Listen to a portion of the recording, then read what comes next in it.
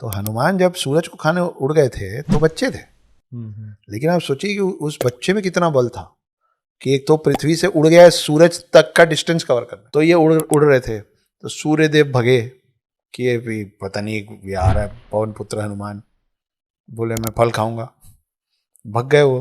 भगते भगते कहाँ पहुंचे? देवलोक, इंद्र के पास।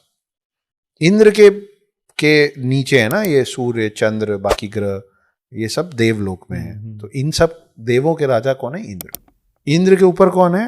ब्रह्मा विष्णु महेश और सारी देवियां, है ना।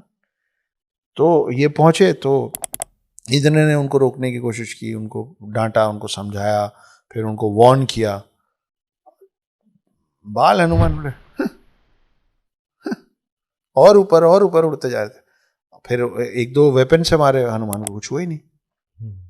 अब इंद्र को ये नहीं मालूम कि ये हनुमान है, मतलब उस समय कहानियों में ऐसी दिखाई नहीं जो भी है, अगर ये सूर्य को खाने जा रहा है तो ये देवों के खिलाफ है, नहीं तो सूर्य को खा जाएगा तो ब्रह्मांड खत्म हो जाएगा, है ना, सौर मंडल खत्म हो जाएगा।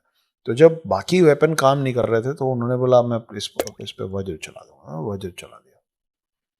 तो वज्र की अपनी कहानी है कि दधीची ऋषि जो थे उन्होंने अपने बोन्स मेल्ट करके इसको बनाया था।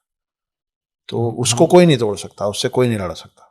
लेकिन वो उससे भी हनुमान जी को इतना सा नुकसान हुआ, हनुमान जी के चेहरे पे मुंह पे पड़ा, हनुमान जी मूर्छित हो गए, बेहोश हो गए, वो गिरने लग गए, वो वापस धरातल पे आके गिरे।